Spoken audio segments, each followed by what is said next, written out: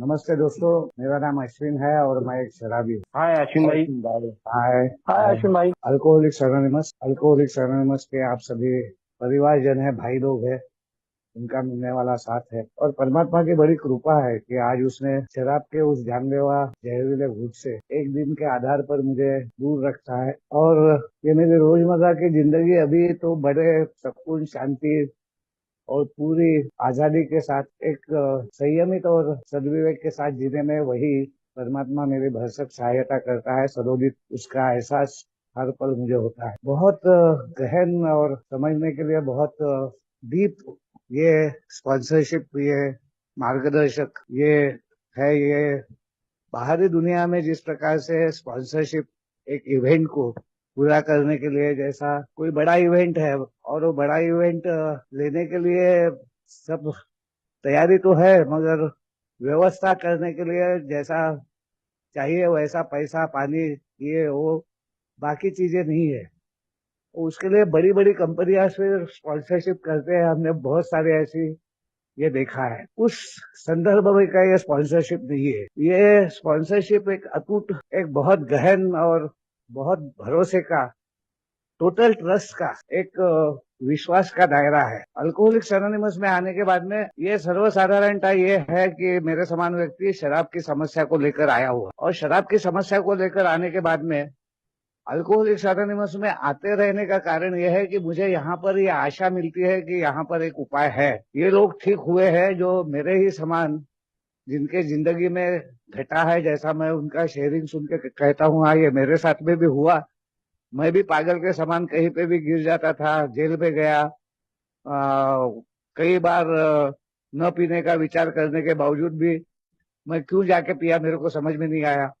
और पीने के बाद में मैं वो जो सोच रहा था कि थोड़ी सी पी के कंट्रोल में रहूंगा तो मेरा कंट्रोल चले गया, और वो जो हुआ उसके बाद में वो एक ऐसी दास्तान है कि जिसमें मेरा सब मेरे से छीना गया। पद प्रतिष्ठा गई, पैसा पानी शोहरत नाम घर दार काम धंधा ये सब एक एक मेरे से छीनते गया। यार क्यों क्यों ऐसा होता है?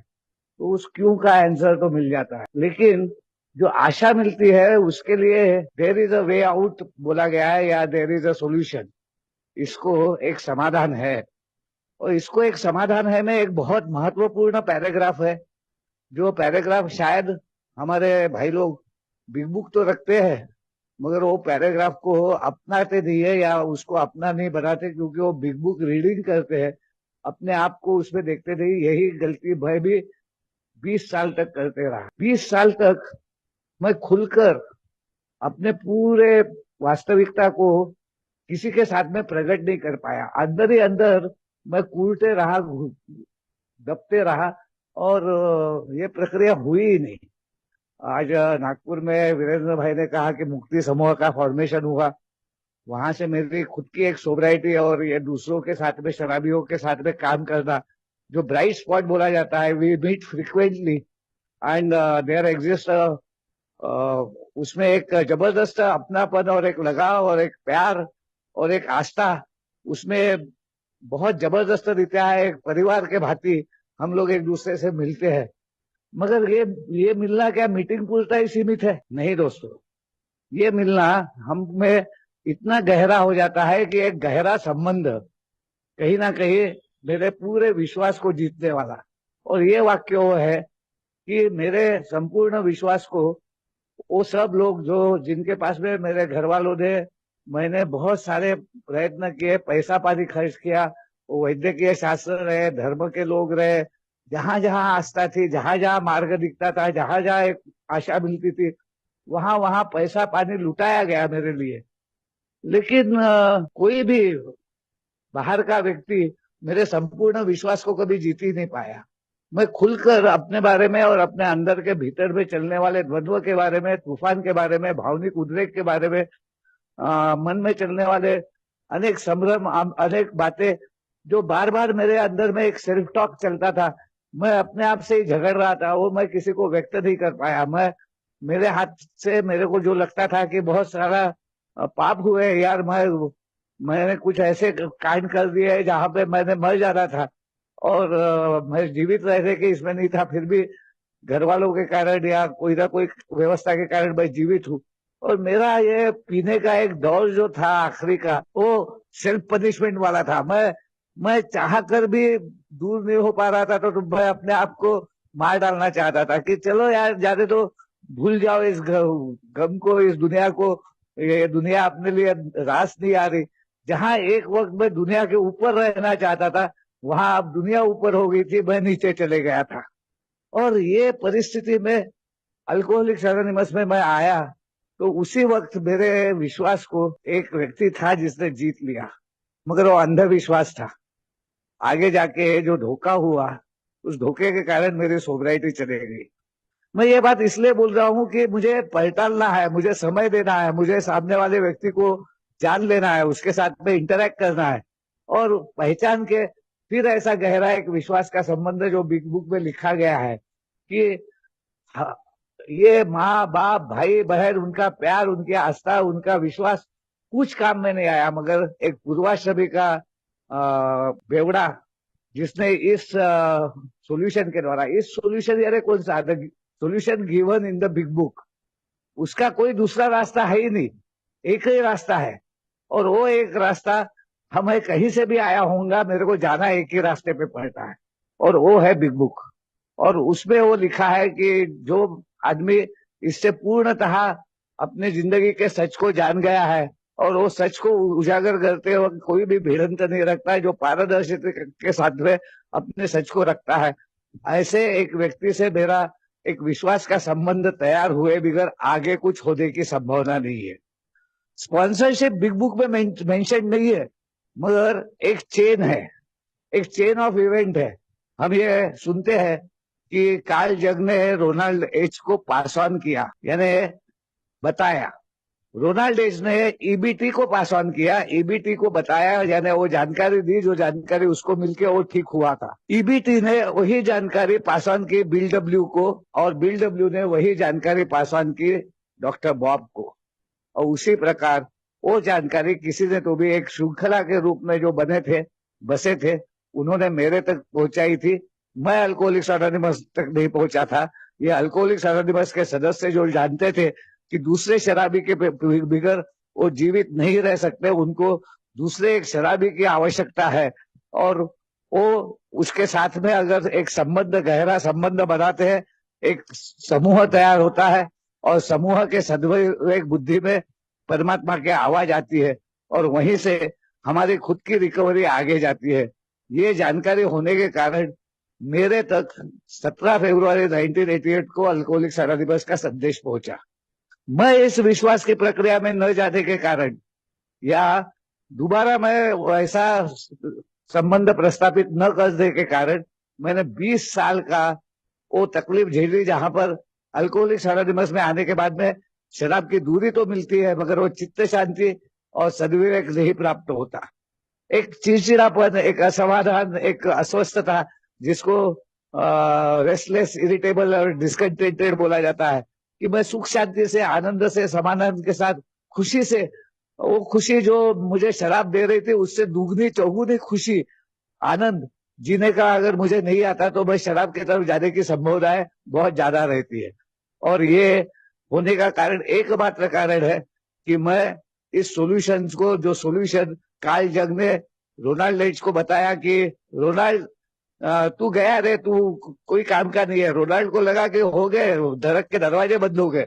और तब उसने बताया कि एक स्पिरिचुअल एक्सपीरियंस हजारों में से एक आध आदमी को आता है, जिसके द्वारा वो ठीक हो सकता है। वैसा कुछ तेरे साथ में हुआ तो तू ठीक हो पाएगा। तेरी धर्म की आस्था यहाँ पे काम में नहीं आने वाली, तेरा धर्म नहीं चलने वाला।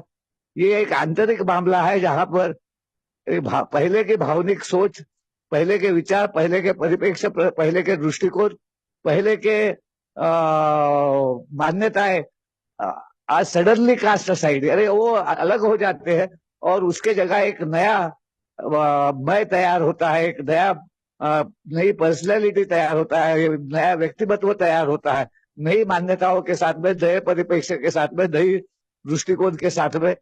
तब वो व्यक्ति सिर्फ शराब से दूर नहीं होता, वो एक अच्छी जिंदगी जीता है। That was the solution given. स्पिरिटस कॉन्ट्रा स्पिरिटम।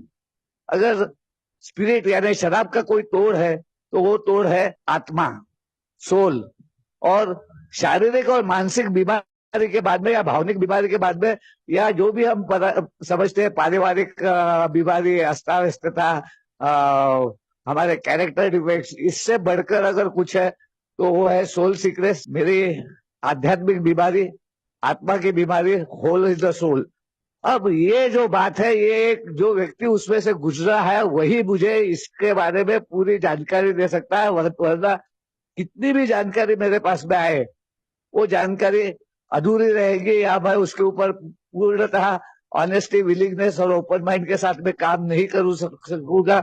वो मेरे को आध्यात्मिक अनुभव तक नहीं लेके जाएगी और आध्यात्मिक जागृति यानी मैं जागरूक तो हो जाऊंगा, मैं सतर्कता में आ जाऊंगा, मैं छोटे छोटे मीटिंग्स करके, इन्वॉल्वमेंट करके, स्लोगन्स इस्तेमाल करके, परमात्मा की कृपा है करके, उस वक्त 7.5 साल, फिर 4.5 साल, फिर 1 साल हो जाता था, 2 साल पूरे नहीं होते थे, 5 डे एडिक्शन सेंटर, 3 बार lockup, 3 suicidal attempt, 15 ECT shocks में से गुजरा हूं। यानी अल्कोहलिक्स एनोनिमस में आने के बाद में सिर्फ और सिर्फ इस कार्यक्रम को पूर्णतः ग्रहण न करने के कारण मैं बार बार शराब की तरफ गया। अब सवाल आता है कि ये पास ऑन आया कहां से, इसका पूर्व इतिहास क्या है, और वो पूर्व इतिहास अगर है तो कैसा है। बिल ने अपने डेथ बेड से उठने के बाद में उसके जहन में अगर कोई ख्याल आया तो वो ख्याल ये था कि उसको ये दूसरे शराबियों तक पहुंचाना चाहिए। 6 महीने तक अपने सोबराइटी में वो रास्ते से गिरे पड़े बहुत एकदम टूटे हुए लोगों को घर में लाता था, और उसकी पत्नी लुइस भी उसको साथ देती थी, उसकी सेवा करती थी, क्योंकि लुइस को चाहिए था कि बिल ठीक रहे, बिल अच्छा हो जाए। और बिल उनको सब वो आध्यात्मिक ज्ञान, वो स्पिरिचुअल एक्सपीरियंस, और ये भगवान कितना दयालु है, भगवान कितना कृपालु है, ये सब बताने की कोशिश करता था। एक भी ठीक नहीं हुआ, सबके सब। एक तो उसके घर में ही मर गया। कई बार लुइस को थरथराते हुए और विड्रॉल्स में जो लोग थे उस वक्त, तो ना हॉस्पिटल्स थे, ना व्यसन मुक्ति केंद्र थे, ना कुछ था। हॉस्पिटल्स में भी किसी को लेने के लिए लोग तैयार नहीं थे, सोशल स्टिग्मा बहुत हाई था। और ऐसे वक्त में लुइस का कई बार कई शराबियों को अड्डे तक ले जाके उनको पिला के वापस अपने घर में लेके आती थी। तो ये सब स्थिति में से गुजरने के बाद में बिल ने कहा कि ये क्या हो रहा है, मैं इतनी कोशिश कर रहा हूं मगर कुछ होता क्यों नहीं है। तो लुइस ने सजेस्ट किया तू जा और डॉक्टर विलियम डी सिल्कवर्थ से बात कर, जो अनेक शराबियों के साथ में काम जिन्होंने किया और जिन्होंने ये जानकारी दी कि Bill, you are not a bad man, you are not a mad man, but you are sick, तू बहुत ज्यादा बीमार है, मगर तेरे बीमारी का मेरे पास में इलाज नहीं है। और उसी डॉक्टर ने एक प्रशस्ति पत्र दिया कि अब बिल तू, मालूम नहीं तेरे अंदर में क्या हुआ है, मगर तू पहले का व्यक्ति नहीं रहा, तेरे में वो व्यक्तित्व का बदल, वो साइकिक चेंज जो मैं करवाना चाहता था वो आ गया है। अब तू इसको पकड़े रख, अब इसको जाने मत दे हाथ से। और वो जब गया तब वो बात जो विश्वास प्राप्त करने की है वो इसी डॉक्टर ने, जिसे हम मेडिकल साइंस का सेंट मानते हैं, उन्होंने बिल डब्ल्यू को दिए कि बिल तू उनको ये ज्ञान मत पढ़ा, तू उनसे ऊपर होकर बात मत कर, तू अपने अनुभव को रखते हुए थोड़ा नीचे जा, तू वो बातें शेयर कर जिसके लिए वो बोलेगी हाँ ये मेरे साथ में भी हुआ, हाँ मैं ऐसा ही सोचता था, हाँ अब बिल मुझे लगता है कि जिस वजह से तू ठीक हुआ, यानी उनकी शारीरिक और मानसिक अवस्था, वो उनके सामने रख। और वो सामने रखे बगैर वो तेरे से जुड़ेंगे नहीं, वो तेरे से बात नहीं करेंगे, वो शराब के दायरे से जुड़ जाएंगे मगर आध्यात्म के दायरे से जुड़ेंगे नहीं। कॉमन पेरिल में वो तेरे साथ में आ जाएंगे। और वही एकराज में जब बिल साहब गए तो बिल साहब ने डॉक्टर बॉब के साथ में, क्योंकि डॉक्टर बॉब स्पिरिचुअल थे, धार्मिक थे, मगर उनको बीमारी नहीं मालूम थी। और बीमारी के बारे में जब उन्होंने बताया और वो उनको बार बार आए और उसी दौर में से वो गुजरे, तब एक दिन में डॉक्टर बॉब 7 स्टेप लेके 8वीं 9वीं का अमेंड्स करके वापस आके सोबर हो गए। It was not much time, इसके लिए बहुत ज्यादा समय व्यर्थ व्यर्थ गंवाने की आवश्यकता नहीं है। फिर डॉक्टर बॉब के एक स्पॉन्सी जो 30 किलोमीटर दूर थे एक्रॉन से, क्योंकि हमारा पहला ग्रुप एक्रॉन में चालू हुआ, और वो एक्रॉन का ग्रुप जब चालू हुआ उसके बाद में क्लैरेंस एस करके जो थे, जिनको पता चला कि ऐसा ऐसा है, वो क्लीवलैंड से एक्रॉन जाते थे। अब वो जाना आना ये करना उसमें पूरा दिन निकल जाता था, मगर डॉक्टर बॉब के साथ में बैठकर वो सोबर हो गए, उनके साथ में और 2-3 लोग सोबर हो गए, और एक क्लीवलैंड का ग्रुप तैयार हुआ। क्लीवलैंड ग्रुप तैयार होने के बाद में उसी वक्त 1937 में हमारा बिग बुक आया। पहली बार ये नाम आया बिग बुक पे, अल्कोहलिक्स अनोनिमस।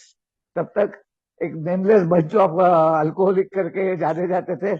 पहचान इन्होंने छुपाए रखी थी, ये दुनिया के सामने आने से डरते थे, लेकिन पहली बार ये दुनिया के सामने आए। एक बड़ा अवेयरनेस का कार्यक्रम, दुनिया को जानकारी देने का कार्यक्रम वहां से शुरू हुआ। क्लीवलैंड ग्रुप के क्लैरेंस एस, इन्होंने फिर एक आइडिया इनके मन में आई कि अगर मैं मेरी स्टोरी, उनके एक मित्र थे जो एक वर्तमान पत्र के संपादक थे, वहां पे अगर मैं मेरी स्टोरी देता हूं तो बहुत सारे लोग समाज के जुड़ पाएंगे। पहली जो पीआई एक्टिविटी, पब्लिक अवेयरनेस, बाहर के दुनिया तक जानकारी पहुंचाने का काम, ये क्लैरेंस एस द्वारा किया गया। और उससे वो अपने मित्र से मिलके उससे रिक्वेस्ट की कि क्या आप मेरी स्टोरी आपके वर्तमान पत्र में छाप सकते हैं। और उसने कहा क्यों नहीं भाई, मैं जरूर छापूंगा, मैंने तेरी भयानक अवस्था देखी है और उसमें से तू उभर कर सामने आया और आज एक अच्छा जीवन जी रहा है, तो ये काम तो बहुत आवश्यक है अपने समाज के लिए। और क्लैरेंस एस की स्टोरी पहली बार एक वर्तमान पत्र में आई, और वो वर्तमान पत्र से बहुत सारे फोन आने लगे, लोग पहुंचे, और एकदम से क्लीवलैंड ग्रुप का दायरा बढ़ गया।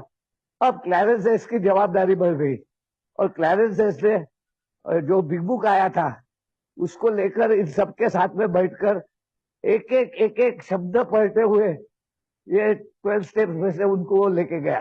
तो स्पॉन्सरशिप बेसिकली बिग बुक है, और बिग बुक स्पॉन्सरशिप करने वाला ही व्यक्ति आगे जाके दूसरों के साथ में वो काम करता है। अन्यथा वो ये बोलता है कि आते रहे, मीटिंग करते रहे, बाकी सब ठीक हो जाएगा, भगवान पे सब डाल दे। ये सब सोच एक हद तक काम करते हैं, उसके बाद में नहीं करते।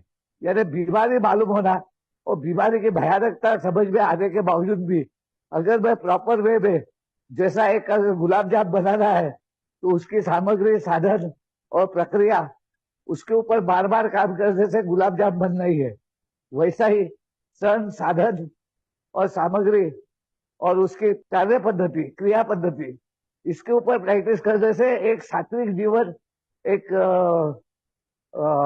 समाधान का, आनंद का जीवन प्राप्त होना ही है। और ये प्रक्रिया उन्होंने चालू करने के बाद में क्लीवलैंड ग्रुप के इतने सारे ग्रुप बन गए कि करीबन 40 ग्रुप क्लीवलैंड में बने। तो स्पॉन्सरशिप पहली मर्तबा अगर किसी ने लाया था तो थे क्लैरेंस एस, जिसको उन्होंने बिग बुक स्पॉन्सरशिप कहा। बाद में तो बहुत सारे लोग आए, और बहुत सारे लोगों ने, खास करके हम जानते हैं कि स्टेडियम भर जाता था, और स्टेडियम में बैठ के वन ऑन वन में बहुत सारे लोग ये काम करते थे। स्पॉन्सरशिप, बिग बुक स्पॉन्सरशिप, ये वन ऑन वन में है। ये फोन के द्वारा एक टेम्पररी फेज में हो सकता है। एक जब हमारे पास में कोई पर्याय नहीं था, कोविड का सिचुएशन थी, तब हमने ये सारे प्रयत्न किए और उसमें यश भी आया थोड़े बहुत प्रमाण में। मगर जैसे ही कोई यश आया, हमने यही कहा कि भाई तू तेरे जगह पे, अब दूर दराज में किसी के पास में मीटिंग नहीं है या फेलोशिप के दूसरे लोग नहीं है तो बात अलग है, मगर फेलोशिप में से एक जानकार व्यक्ति, एक समझदार व्यक्ति जो इस प्रक्रिया में से गुजरा है, आपके लिए होना बहुत जरूरी है। ये मैं मेरे अनुभव के द्वारा कह रहा हूँ। अब सवाल ये आता है कि ऐसा व्यक्ति है क्या? बिल्कुल है, सिर्फ मेरे को थोड़ा एक सर्च करना पड़ता है। अब हुआ ऐसे कि मैं नागपुर में ये सब प्रक्रिया में से गुजर रहा था। उस वक्त नागपुर में भी बहुत सारे मेंबर्स थे, मगर मैं उनके साथ में विश्वास नहीं रख पाया, क्योंकि जिनको मैं देखता था उनके अवगुण भी मेरे को दिखते थे, और मैं तो परफेक्शनिस्ट था। मेरे को तो एकदम सब परफेक्शन में होना था। मैं हर चीज में एक अपने ही हाथ में सब रखना चाहता था, और उस वजह से मैं किसी के भी साथ में वो विश्वास का संबंध नहीं बना पाया। यहाँ तक कि मेरे संबंध अनिल डी साहब से भी आए, मगर मैं खुल के उनसे भी बात नहीं कर पाया। उनके बाद में बहुत सारे मान्यवर सदस्य थे जो आज भी सोबर है, और जो जिनका आधार यही कार्यक्रम की प्रक्रिया है, मगर मैं उनसे बात नहीं कर पाया। और इसका नतीजा मैंने भोगा। शायद मैं मर गया रहता अगर मेरे घर वाले नहीं रहते। वो विश्वनाथ भाई, सुशील भाई और बहुत सारे भाई है जो बाद में मुक्ति समूह के चालू होते वक्त हमारे सुप्रभात समूह के शेषराव काका, वो जिन्होंने वो अपनापन, प्यार, वो आलिंगन मुझे दिया, ये सब लोग स्पॉन्सरशिप के हकदार थे, मगर मैंने उनको हक नहीं दिया। मगर शेषराव काका से जब मैं आखिरी मरतबा यानी उस वक्त मिला, आज वो इस दुनिया में नहीं है, और विश्वनाथ भाई भी नहीं है, तो इन्होंने मेरे ऊपर बहुत विश्वास डाला। इन्होंने हर चीज को मेरे को अलाउ किया, मेरे ऊपर कभी कोई जबरदस्ती नहीं की। लेकिन मैं पूरे विश्वास से उनके साथ में बात करके इस कार्यक्रम के प्रक्रिया में नहीं गया। अगर कार्यक्रम के प्रक्रिया में गया रहता, वो उन्होंने मुझे अपने शक्ति से जोड़ा रहता, अपने परमात्मा से जोड़ा रहता, तो मैं भी दूसरों के साथ में वो काम कर सका रहता। ये जो भी मुक्ति समूह का काम हुआ है, ये गॉड गिवन ग्रेस है, ये मेरा कुछ नहीं है इसमें। ये तो मैं अभी उस अवस्था में आ ही नहीं था, मगर मेरे खुद के सोबर रहने के लिए मुझे दूसरे शराबी की आवश्यकता थी। उसमें ये शुरुआत हुई। मेरा असली सफर चालू हुआ 1 जनवरी 2009 से, और मेरी सोबराइटी की डेट है 28 अप्रैल 2008, यानी 20 साल के बाद में वो सोबराइटी का दिन मेरे जिंदगी में इसलिए आया कि मैं थक गया था, मैं पूर्णतः हार गया था। मैं वो जो बोला जाता है, I was tired and sick to be sick. मैं अब दोबारा वो दलदल में नहीं जाना चाहता था। अब ये पूरी तैयारी हो गई थी कि कुछ भी हो गया तो चलेगा, मगर पीने का नहीं। अब ये तैयारी के बाद में मेरा ऐसा हुआ कि बहुत साथ मिला, बहुत सारे लोग मिले। मेरे घर वालों ने हाथों हाथ मुझे लिया, क्योंकि वो मेरे बच्ची और मेरा बेटा चाहने बन गए थे, वो समझदार बन गए थे। एजुकेशनल लोन लेके मेरी बेटी इंजीनियर बन रही थी, और बन भी गई। उसने घर संभालना चालू कर दिया था। मेरा पगार पानी कम था, मगर सेल्फ सपोर्ट पे मैं आ गया था। एक मेडिकल शॉप पे मेरे को मेरी सब जानकारी होने के बावजूद भी मेरा अल्कोहलिज्म भी उन्होंने देखा, और मेरी रिकवरी भी उन्होंने देखी। मेरे को समाज में ऐसे कुछ लोग मिले जिन्होंने हाथों हाथ मुझे सराहा, मुझे अपना बनाया, एक स्थान समाज में दिया, और उन्होंने भी मुझे उस वक्त बहुत मदद की। मैं वहां सामने में ये सदस्य सब आते थे, तो हम बैठते थे, बात करते थे। तो ये पर्सनल एक दूसरे के साथ में वार्ता करना, एक दूसरे को जानना, एक दूसरे से खुल के परिचित होना, हमारे बीच में कोई अनामिकता नहीं रहती। अनामिकता at the level of press, radio, TV ही रहती है। यहाँ से मेरी जर्नी चालू हुई। उसी दौरान कुछ कार्यक्रम हुए पायनियर ग्रुप में नागपुर में। उस वक्त मैं पुष्कर भाई और लक्की वगैरह से मिला। अब ये लोगों को मैं जानता था, मगर भगवान के प्लान मेरे को नहीं मालूम थे। भगवान ने उस वक्त भी और मेरे जीवन के शुरू से मुझे संभालते हुए, बहुत प्यार करते हुए ही लाया है। ये बात मैं उस वक्त नहीं समझ पा रहा था। मैं उस वक्त भी अपनी इच्छा, अपना सद्विवेक, अपना खुद का इच्छा शक्ति, इसके ऊपर एक निर्भर था। इसका कारण यह है कि एक 4 साल के बाद में जब मेरे बेटी की शादी हो गई थी, 2 साल के सोबराइटी में मैंने मेरे बेटी की शादी देखी, उसमें भी मेरा कोई हिस्सा नहीं। मेरे जो साले साहब थे, बड़े साले साहब, जो मेरे बेटी को लड़की बांधते थे, क्योंकि उनको लड़की नहीं थी, उनका बेटा बहन भाई का रिश्ता था, उन्होंने मेरे को एक दिन पूछा कि तुम्हारे बेटी की शादी कैसा है। तो ये सब लोग एक व्यवस्था थी, वो व्यवस्था में ये सब हो रहा था, और उस व्यवस्था को ही मैं समझ नहीं रहा था। ये है God given provision. Alcoholics anonymous इसी की बात करता है। ये है शक्ति के सोर्स, ये है पावर सोर्सेस, ये समूह की एक कार्य पद्धति जिस प्रकार से होते हैं मेरे जीवन में, वैसी ही एक कार्य पद्धति भगवान की होती है। और जैसा समूह में भगवान काम करता है, वैसे मेरे बाह्य जीवन में भी भगवान ही काम करता है। सिर्फ मेरी श्रद्धा उसके ऊपर आने को होना, ट्रस्ट मेरा उसके ऊपर आने को होना। वो ट्रस्ट तब तक नहीं आता जब तक मैं पूरे अंधेरे में नहीं जाता, मेरा संपूर्ण पराभव मैं स्वीकार नहीं करता सभी मामलों में, सिर्फ शराब के मामले में नहीं। और जो सीक्रेट्स मेरे रहते हैं, जो मैंने छिपा के दबा के रखे रहते हैं, अब मैं सोचता हूँ कि इतने साल हो गए, किसको क्या मालूम है, मैंने क्यों बताने को रहा, मैंने कैसे चोरियां की, मैं कैसा जुआ खेला, मैं किस प्रकार सिगरेट पीता हूँ, मैंने इसके लिए कितनी नीतिमत्ता और नैतिकता खो दी है, मैं कितना selfish, self seeking, self centred fear से भरा हुआ और कितना अप्रामाणिक व्यक्ति हूँ। ये सब उजागर करना इतना आसान नहीं था। और ये बात भगवान जानता था कि इसको तो पटकनी देनी पड़ेगी, ये पटके बिगर और धोए बिगर ये आएगा नहीं। और इसलिए वो शादी के बाद में जब मेरी बच्ची गरोदर थी, उसको जुड़वा थे, और उसके देखभाल के लिए हमको मुंबई आना पड़ता था, थाने में आना पड़ता था। वहां मेरी रिवाइवल ग्रुप में ये हुई, मैंने 3rd साल का मेरा मेडल मेरे बच्चे के हाथ से रिवाइवल ग्रुप में लिया। और उसके बाद में एक वक्त ऐसा आया कि वो बच्चों का जन्म होने के बाद में पूर्णतः मुझे रिलोकेट होना पड़ा। मैं नागपुर छोड़ के थाने में आ गया।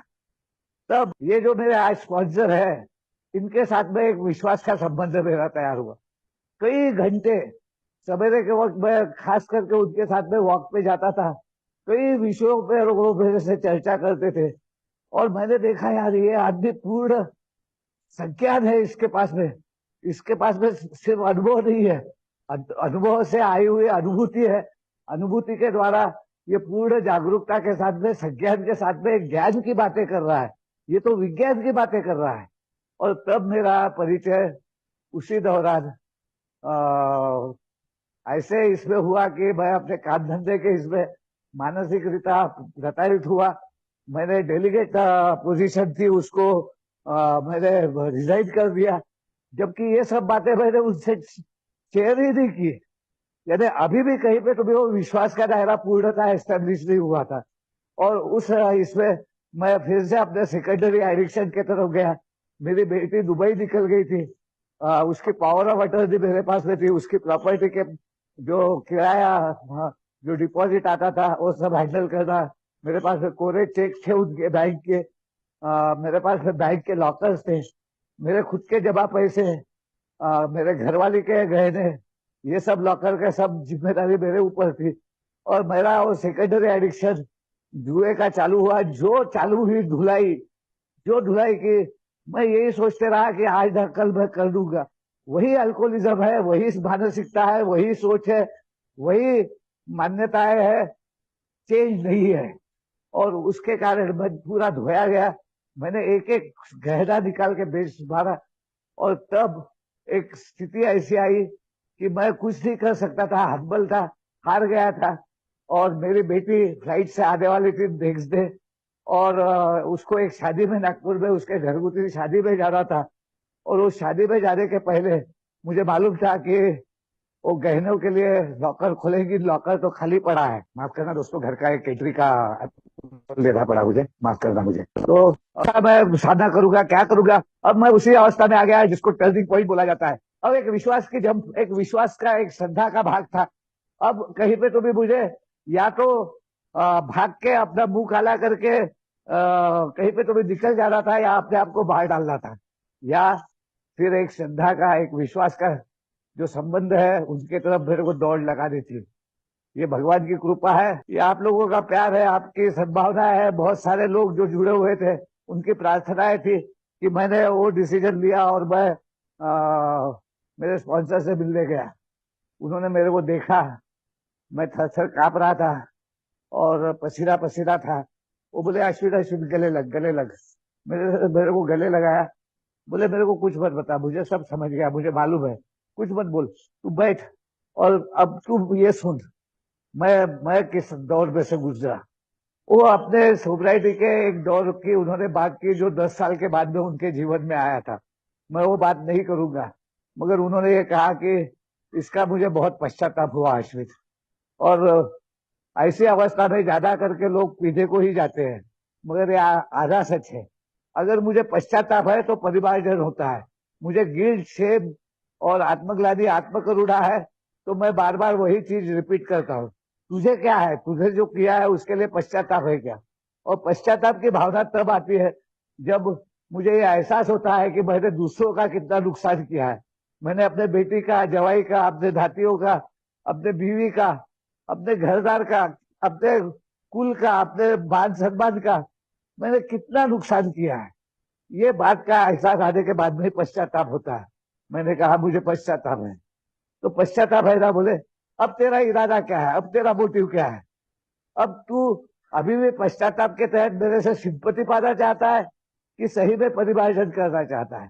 मैं बोला नहीं, मैं कोई सिंपत्ति पाना नहीं चाहता। I am ready to go hard way. ये जो हार्ड वे लगता है, ये हार्ड नहीं है। चौथा, पांचवा, छठवां, सातवां कदम बहुत फ्रिक्वेंटली, बहुत फास्ट हो सकता है एक अनुभव के बाद में, नहीं तो हजारों अनुभव हो जाएंगे, मगर वो बात आएगी नहीं। और मैंने वो बात मानी। उन्होंने कहा फिर जा, एक कोर्ट पेपर ले, स्टैम्प पेपर ले, उसके ऊपर तेरी जो प्रॉपर्टी का घमंड है ना तेरे को कि नागपुर में इतनी प्रॉपर्टी है, ये है, और ये सब तो मैं मेरे बच्चों को ही देने वाला हूँ। फिर क्या हुआ, मैंने कुछ खर्चा कर लिया तो ये तेरा जो मन का खेल है ना, इसको खत्म कर। कॉन्शियस सबकॉन्शियस एक कर। तेरे सबकॉन्शियस में जो बैठी हुई बातें हैं उनको पूरी रगड़ के निकाल और ये नई बातें डाल। ले एक स्टैम्प पेपर, उसमें ये सब प्रॉपर्टी, तेरे बीवी, बच्चे, तेरी पत्नी, तेरे बेटी, जवाई के नाम और नातियों के नाम पे लिख के उसको रजिस्टर कर, और वो ले जाके उनके पैर के पास में रख और पूरा सच उनको बता, वास्तविकता से अवगत करा। वो जो बोलेंगे तेरे को भगा देंगे तो घर से तू बेघर नहीं होगा, भगवान तेरा ध्यान रखेगा। भगवान तेरे को क्षमा करता है, आनंद से रखना चाहता है, तेरे को बहुत प्रेम करता है, और उसका प्रेम सभी मानवों में है जो मानवता के साथ में जीते हैं। करके घबरा मत, जा जा, पहले भगवान के पैर गिर। वहां पे एक गणपति का मंदिर था, वहां पे जाके मैंने साक्षात लोटागंज डाला। ये पाषाण है, जब तक मेरी बुझी हुई ज्योत को कोई जलाता नहीं, जब तक मेरे अंधेरे में कोई प्रकाश लाता नहीं, तब तक मेरे जिंदगी प्रकाश से वो गली गुचे में से निकल के एक बड़े से विस्तृत ऐसे दायरे में आती नहीं है। ना ही मैं एक ब्रॉड हाईवे पे या पूर्ण आजादी के साथ में, मैं मानसिक, शारीरिक और भावनिक उलझनों में उलझा रहता हूँ। मैं आत्मिक भाग पे, आध्यात्मिकता पे आता ही नहीं हूँ। और वो बात होने के बाद में जो घटनाएं घटी कि मैंने वो सब करके जब घर में बताया, तब सब अवाक हो गए। मेरी बेटी रोने लग गई। पत्नी ने कहा कि खल्ल बेला नशेन, और बेटा सर पे हाथ रख के बैठ गए, और मेरे जवाई अवाक हो गए। मगर वो संभले और उन्होंने कहा बाबा बाबा कोई बात नहीं, जो हुआ हो गया। बोले मेरे को एक बता कि वो सोना आपने जिसको दिया है उसके तरफ जा सकते क्या? ह्यूमिलिएशन था कि मैंने तो बड़े ताव से कहा था, अरे यार ये क्या है, अभी नया बनाना है, ये पुराना हो गया है, इसको बेच डालो, मैं नया बना लूंगा। अब उसके पास में जाके बोलने का कि वो है क्या सोना, ये ह्यूमिलिएशन था। मगर अब ह्यूमिलिएशन के जगह ह्यूमिलिटी ने, नम्रता ने ली थी। अब मैं अपने सत्य को सामना करने को तैयार था, और मैंने कहा हाँ चलो ठीक है चलते हैं। मैंने वहां जाके उनसे बात की, और वो भी जवाई भी मेरे साथ में थे। मैंने पूछा कि भैया वो सोना मैंने दिया, अरे क्या सेठ और कुछ है क्या? मैं बोला नहीं, वो जो दिया था उसमें का एक हार मिल सकेगा क्या? बोले अरे साहब वो तो जिस दिन आपने दिया उसी दिन हम गला डालते। बोले जवाई बोले चलो चलो, बाबा बोले चलो। यानी उन्होंने मेरे को बाबा के स्थान पे, पिता के स्थान पे रखा था। और घर आके वो मेरे को बोले, बाबा बोले ये शादी जब हुई तुमको याद होगा, तो ये शादी बहुत हमारे साले साहब ने इस प्रकार उसको किए थे कि वो 1 महीना पहले गुजर गए, मगर मेरे बेटी की शादी का पूरी तैयारी करके गए। और ये शादी आपसी समझ में इस प्रकार हुई थी कि 8 लाख का जो खर्च था वो आधा आधा बांटने का।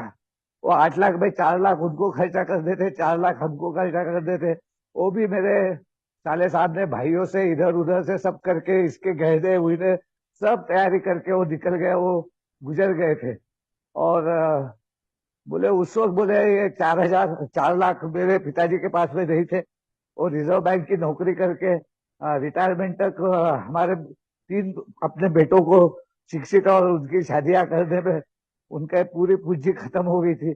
मगर रिटायरमेंट के वक्त जो ग्रेजुएटी और जो ये मिला, और जो भी पैसे मिले वो पैसे के द्वारा अपना वृद्धाश्रम अच्छे से गुजारने के लिए उन्होंने एक मकान बांधा।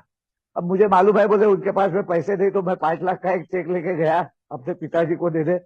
और पिताजी ने वो चेक मुझे वापस करते हुए कहा, बेटा लोगों के नजर में वो मेरी बहू आ रही, तेरे नजर में एक बहू और तेरी पत्नी आ रही, मगर मेरी नजर से वो मेरी बेटी मेरे घर में वापस आ रही है। तो वो बेटी को लाना मेरा काम है, उसके साथ में संसार निभाना तेरा काम है।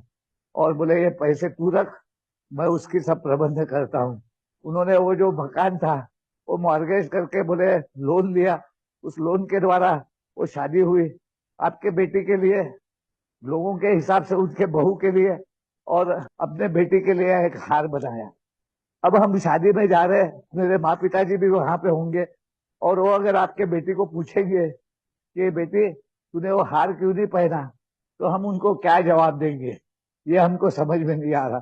और मैं रोने लग गया कि मुझे इतनी अकल नहीं, मेरे को इतनी समझ नहीं कि मैं इस प्रकार से लोगों की धरोहर को लूट रहा हूँ। ये है मेरी अप्रामाणिकता, ये है मेरा इनकंसिडरेशन, ये है मेरा स्वार्थीपन, ये है मेरा सेल्फ सीकिंग। ये 4-5 ही बातें महत्वपूर्ण है, बहुत कैरेक्टर डिफेक्ट्स वगैरह नहीं है। और जो व्यक्ति इसमें से गुजरा है वो व्यक्ति तुमको इसमें से बहुत आसानी से लेके पार निकल सकता है। तुमको एक छलांग मारनी है तीसरे कदम की, made a decision to turn. कोई हाथ में भगवान के कुछ अपनी इच्छा और जीवन नहीं देना है। अपनी इच्छा और जीवन जो परेशान करती है उसके वक्त भगवान की तरफ मुड़ना है, टर्न करना है। एक शक्ति, एक आशा, एक सद्विवेक, एक सद्भावना के लिए। ये बहुत आसान है, बहुत आसान है, न करना बहुत कठिन है। और करके मैं जिस दौर में से गुजरा भाई लोग, उस दौर में से आप मत गुजरो। उसके बाद में भी बहुत सारी घटनाएं घटी, लेकिन भगवान ने संयम बनाए रखा। आज मैंने फिर से मुझे वो पावर ऑफ अटर्नी देने में आई। कोविड के पीरियड में मैंने वही सौदा करीबन 20 लाख का फायदा करके, उसका जो फ्लैट बेचना था वो 20 लाख का फायदा करके बेचा। वो भौतिक अमीन्स की बात मैं नहीं कर रहा हूँ। मुझे मालूम है मैं अपने चमड़ी के जूते पहना के भी मेरे जवाई को या बेटी को पहनाऊंगा, तब भी मैं उनका नुकसान पूरा नहीं कर सकता। आज जो भी मेरा जीवन है वो सब आपके बदौलत है, इस चेन के बदौलत है, इस श्रृंखला के बदौलत है, ये बिग बुक के द्वारा है। अब मेरी सतर्कता जागरूकता इस लेवल पे चले गई है कि मुझे मालूम है इस भौतिक जीवन में मैं बहुत जनों के साथ में बैठूंगा, मैं सोऊंगा, मैं बहुत जनों के साथ में जुड़ूंगा, लेकिन I will be at rest with my father only. और जो बोला जाएगा मेरे मरने के बाद में, रेस्ट इन पीस, तो मेरे पिता के साथ में अगर मैं रेस्ट में जाता हूँ और रेस्ट मेरी मेरे पिता के साथ में परमात्मा के साथ में ही है, तो वाई नॉट नाउ। और आज मेरी प्रार्थना यह है कि मैं उठे बराबर भगवान को धन्यवाद देता हूँ और कहता हूँ भगवान तूने ये नया दिन मुझे दिया, मैं तेरा बहुत बहुत आभारी हूँ। अब ये दिन में तू मेरा साथ दे और मुझे इस राह पर, इस बड़े जीवन मार्ग पर तू लेके चल। अब तूने जो दिया है उसमें मैं बहुत खुश हूँ। इतना सारा बड़ा परिवार दिया है अल्कोहलिक्स अनोनिमस का, जो मेरे ये आखिरी वक्त में, अभी जब मैं एडमिट था और मेरा हार्ट बंद हो गया था, तब भी आपकी दुआएं थी, आपकी प्रार्थनाएं थी, आपकी सद्भावनाएं थी कि वहां से भी भगवान ने उठा के मुझे वापस आपके बीच में लाया। तो मुझे पूरा यकीन है कि पूरी पवित्रता के साथ में मैं उससे प्रार्थना करता हूँ तो मेरा आज का जीवन वो संभाल लेता है। और रात में मैं उसको प्रार्थना करता हूँ, भगवान आज का जीवन मेरा संभाल के तूने मुझे यहाँ तक लाया, मैं बहुत बहुत आभारी हूँ। Let me rest in peace with you. अगर मुझे बाद में भी उसके साथ में रेस्ट इन पीस जाना है तो मैं अभी क्यों नहीं जाऊं। और मैं रात में उसको मुझे रेस्ट इन पीस करने के लिए अपने गोद में लेके सुलाने के लिए प्रार्थना करता हूँ। दोस्तों, ये मेरा अनुभव था स्पॉन्सरशिप के ऊपर, एक व्यक्तिगत संबंध के ऊपर, एक गहरे अटूट रिश्ते के ऊपर, जो एक बार तैयार हो जाता है तो मैं पूरे दुनिया से जुड़ता हूँ। आज बच्चे सिर्फ मेरे ही नहीं, कोई भी बच्चे मिलते हैं तो उनसे मेरी हलो हाय होती है, बातचीत होती है, मुस्कुराता हूँ। आज बहुत सारे क्लब से मैं जुड़ गया हूँ। मेरे पहले के जीवन में जहां जहां से मैं निष्कासित हुआ था, वहां वहां सब पूरी मेरी धरोहर को, और यही गॉड गिवन प्रोविजन है, यही ईश्वरीय व्यवस्था है। इसी के द्वारा मेरा मानवीय जीवन जो अधूरा हो गया था, जो अकेला हो गया था, जो खालीपन में चले गया था, जहाँ पे निराशा और जबरदस्त भावनिक उद्रेक था, जहाँ पे वो भयानक ऐसा अंधेरा था, वहां से आज पूर्ण प्रकाश में सब लोगों के साथ में, क्योंकि our common welfare comes first, personal recovery depends upon a unity, और for our group purpose there is one ultimate authority. Authority, अधिकार सिर्फ एक ही परमात्मा के पास में है, बाकी किसी के पास में नहीं है। और मैं उस परमात्मा के अधिकार को जिस दिन मान लेता हूँ, मेरा साइज एंड शेप बराबर हो जाता है। एक ही मिनट और लूंगा कि मैं शून्य नहीं हूँ। ये शक्ति की कमतरता है, शक्तिहीनता नहीं है। मुझे शक्ति के सोर्स से जुड़ना है और मैं शून्य नहीं हूँ। जब मैं अपने स्पॉन्सर के द्वारा भगवान से जोड़ा गया तो मुझे वैल्यूज आई, मैं एक बन गया, परमात्मा का से एकरूप हो गया, मेरी कीमत आ गई। अब जब मैं शून्य से जुड़ता हूं तो वो शून्य नहीं रहता, क्योंकि परमात्मा ने जीरो से हीरो बनाया है। और आज जीरो से हीरो बनाने की वो व्यवस्था से परमात्मा ने मुझे जोड़ा है। जो जीरो है उसको मैं मेरे वैल्यूज के साथ में, मेरे एक वो परमात्मा से एकरूप होने के कारण, वो एक संज्ञता के कारण उसको एक वैल्यू दे सकता हूँ, उसको मान सम्मान दे सकता हूँ, उसको अपनी पहचान दे सकता हूँ, उसको अपना आत्मबोध, आत्म परिचय देके इस राह पर आने पे सहायता करके उसको हीरो बना सकता हूँ। He will be the winner and the actual winner is our big book. ये प्रिंसिपल्स, ये तत्व जो तत्व आज दुनिया के हजारों लोगों के लिए एक मार्गदर्शक बने, इन तत्वों के आधार पर कोई भी व्यक्ति जिसको शराब से दूर रहने की इच्छा है, वो अपने जिंदगी को वापस पाके एक धरोहर से जुड़ता है, वो उसका वारसदार है। ये विरासी हक है, और ये विरासत इतनी इतनी डीप और इतनी गहर है कि मैं बोलते रहूंगा मगर शब्द कब गिर जाएंगे, या मैं अभी भी जानने की कोशिश करूंगा तो और बहुत सारी जानकारी आपके द्वारा और भगवान के द्वारा मुझे मिलते रहेगी। आज मुझे ये मौका दिया गया हमारे होप नेहांचल पायोनियर ग्रुप के ओर से, और आप सब भाइयों ने मेरा साथ दिया, मेरे अनुभव कथन को बहुत गहराई से आपने समझने की और सुनने की कोशिश की। मैं आपका तहे दिल से शुक्रिया अदा करता हूँ। मेरे पास में शुक्राना के अलावा कुछ नहीं है। I am thankful, I am grateful to you all. Thank you so much.